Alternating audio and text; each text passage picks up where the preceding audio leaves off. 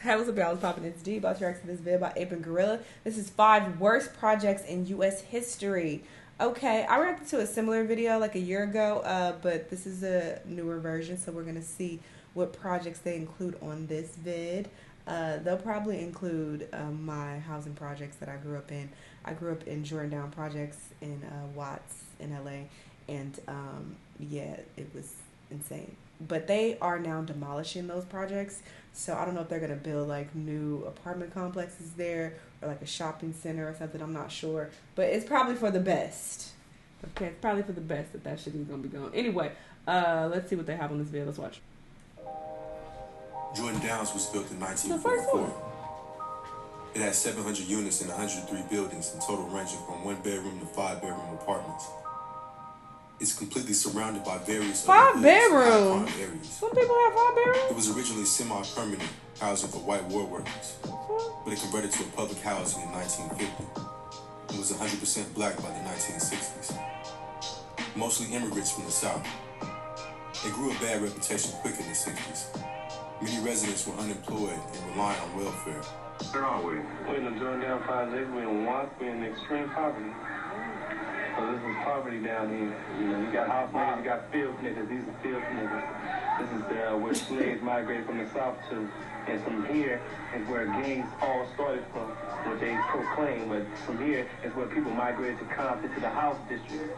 And these are the projects right here. Our ghettos, and you know, the mindset of illiteracy, and I mean, joblessness. I mean, this is it right here. I mean, broken home families, you know, political corrupting, false promises. You know, this is it right here. The Watts riots in '65 made it even worse. 232 businesses were destroyed and 632 businesses were damaged. Considering all types of structures, 242 buildings were destroyed and 644 were damaged. And after all of the carnage, businesses were reluctant to set up here. This meant there was an influx of alcohol stores and churches, but nothing else to actually help the community. Police were reluctant to patrol the area as well, meaning a lot of crime went unchecked. In the 70s, the Grape Street Crips, one of the most notorious and largest Crips hits, set up shop here. They beefed with the Nicholson Gardens, home of the Bounty Hunter Bloods, the largest blood set in LA. Many bodies have dropped over the years on both sides. The way I feel, we have no way else way to in our frustration out, because we're already at the bottom. You know, what else can we do? Nothing but violence. If it looks familiar, it's probably because it was heavily featured in Minister Society. A great choice for the movie, because it was the quintessential LA hood full of all the ills that plagued South Central for years. It featured in GTA San Andreas as the Willowfield neighborhood as well. Some notable alumni of Jordan Downs include 03 Greedo, Tyrese, and Flojo. Tyrese, today, Jordan Downs is gradually being destroyed in favor of the new, more appealing. I don't think Tyrese was in the Jordan Down projects. Let's be clear. He lived in Watts, but not in Jordan Down project specifically. I could be wrong, but I think he just lived in Watts. Let's be clear. Apartments. These 28 identical lifeless buildings were built in 1962 in Bronzeville on the south side of Chicago. It was the largest project in the country at one time. It was more like a concrete maze and had no trees in sight. Chicago had many segregation laws at the time, and still to this day, one of the most segregated cities in not in Jordan projects. From the jump, things were bad at Robert Taylor. It was built for $11,000, but held $27,000. It soon became one of the top 5 poorest areas in the country, with mostly single-parent households making less than $5,000 a year. Majority of people here had a family member in prison. It was basically a high-rise slum and heavily neglected by the city. That meant faulty garbage chutes, broken elevators, and no maintenance. More than that, it was a hub of drug dealing and a home turf of multiple gangs that still exist to this day. Mickey Cobras, GD, and BDs to be exact. Even the police and ambulance were scared to come here, because once you got inside, it was a maze of dark hallways. Elevators are a common setting for assaults. In fact, a fifth of crimes at Robert Taylor happen to residents while they're coming in and out of their buildings. It was the worst in the 70s. And in one weekend, there was 300 shootings around Robert Taylor, and 28 people were killed.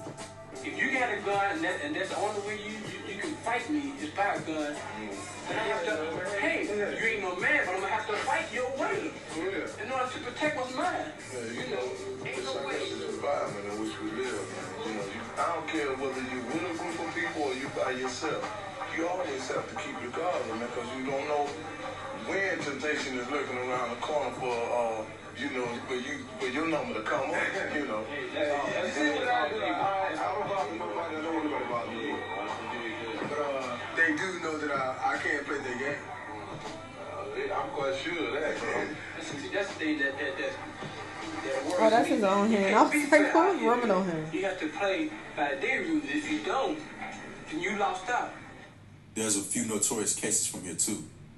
October 76, 22-year-old Denise Dozier thrown from the 15th floor apartment window. She survived. Because of this, the city built fences to enclose the balconies, and the project looked more like an asylum than homes. In August 91, Officer Jimmy Haynes was shot by a sniper. He died 2 days later. Some famous faces were able to make it out of here. Mr. T, Corey Holcomb, Kenny Duckworth, Oprah and Mike Eagle all hail from Robert Taylor homes. Kendrick even raps about this briefly on the song Duckworth, describing his father's story. He raps, he came from the streets, the Robert Taylor homes, Southside Project, Chirac, the Terror Dome. Currently, the city moved out all of the residents by 2005. It was completely demolished by 2007. This north side of Chicago project was home to 15,000 and was the largest housing project on the whole planet at one point. Ironically, it was on the richest side of town, built right in between the richest neighborhoods in Chicago, Lincoln Park and the Gold Coast, and less than a mile from Michigan Ave.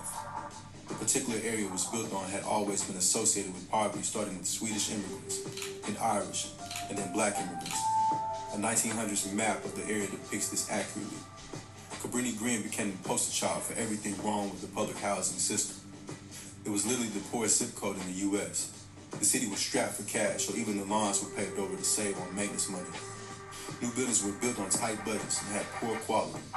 It was rat and cockroach infested and had garbage stuck in the trash chute, and all the way to the 15th floor. There was graffiti inside the actual buildings, and each building was controlled by different gangs. Gangs even controlled the elevators, and you never knew what to expect once the elevator doors opened. Do the gangs control the elevators? Yeah, they do. Yeah, they can control them. At one time, matter of fact, they were hiding up here. And if a young lady got on the elevator, jumped down and, do what they wanted to do to her. They used to hide guns up there. This is 11. That's 11? Right. Okay. It's pretty dark out there. Yeah. What the See, hell? that's another thing about these elevators. Because you never know what's going to happen when the door opens. The balconies were fenced in to stop people from dumping trash into the yard. It looked more like a prison block or animal cages than housing for people. To top it off, gang members would celebrate New Year's by firing guns in the air. As far as the stats go, it wasn't uncommon for 200 people shot or stabbed every year. In fact, during the 90s documentary on the crime here, someone was stabbed and died minutes later during the actual filming. The incident itself wasn't caught on camera, but the sad moments that followed were. The link to that video is in the description. Some of the most high-profile cases out of Cabrini-Green were the case of Girl X, which gave Cabrini-Green national media attention due to the severity of the crime. Another famous incident was Mayor Jane Byrne moving into the projects to show that Chicago's crime rate wasn't so bad. She only lasted 3 weeks. Some famous people that made it out of here are Curtis Mayfield and Polo G, who grew up in the nearby Marshall projects. The Good Times TV show was based here, and it also served as inspiration for both Candyman movies. It also featured in Kanye West's Homecoming video. Currently, it was demolished in 2011, and only 2 buildings remain. It looks nothing like it used to now. Located in Bed-Stuy, Brooklyn, the Marcy houses were built a few years after World War II in 1949. These 27 six-story buildings with 1,700 apartments hold 4,000 residents, brought to fame by rapper Jay-Z, who has described the homes as a block away from hell, the place where the news cameras never come. One frequent visitor to the projects, however, is the NYPD. Gang disputes are common here, and the gangs have evolved over the years as well, and residents often hear the crack of bullets In 2014, 4 teenagers were shot and 1 killed in the Marcy houses due to turf wars. Crack hit the Marcy houses hard in the 80s like the rest of the inner cities in America. Many young children sold crack to take care of themselves because a lot of their parents turned into crack fiends. Jay-Z himself admits to selling crack in Marcy as a teenager. He almost lost his life on multiple occasions. To make Marcy's situation worse, on December 20th, 2015, 2 police officers were shot and killed a block from the Marcy homes. Since the shooting, police have been scarce in Marcy. New Orleans is a city that is rich in culture. The city is often associated with jazz and a good culinary scene. However, the city has also a much grimier side to it, one that's a lot less tourist-friendly. New Orleans has a reputation for being one of the murder capitals of the U.S. The Magnolia Projects, also known as the C.J. Peak Projects, was known countrywide for its high murder and crime rate. New Orleans rapper Juvenile described the project as a haven for drug dealing and violent crime. In a song, he described it like this. On New Year's, lights get shot out at 6 o'clock, 4 or 5 o'clock in the morning, you're going to be getting shot. The trials and tribulations inspired many Magnolias to make it out. Several of the rap gang's big names were born and raised in the Magnolia Projects and share their struggles through their music. Artists like Birdman, Juvenile, and Turk all hail from Magnolia. A young female rapper nicknamed Magnolia Shorty was one of the many victims of the violence that plagued Magnolia. The rapper was shot to death in 2010 in her car not far from Magnolia. 2 men pulled into the apartment parking lot right after she got home and unloaded into her car. She was hit 26 times. Her murder still remains unsolved. After Hurricane Katrina hit in 2005, nearly 600 people were evacuated from Magnolia. It became a ghost town. In 2008, they were completely demolished, replaced by a new housing development called Harmony Oaks. Yikes, this is really sad. And it's so unfortunate because if you grow up in this type of environment, like you're fucked for the most part.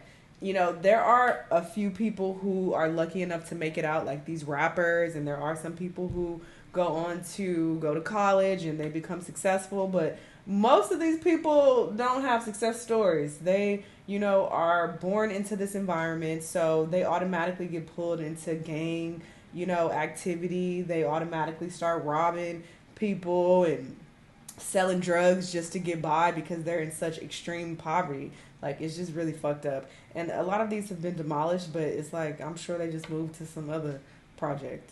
And it just really sucks. But yeah, this was wild. Y'all let me know what y'all think. Let me know what other videos you want me to watch, and I'll see you on the next one. Bye!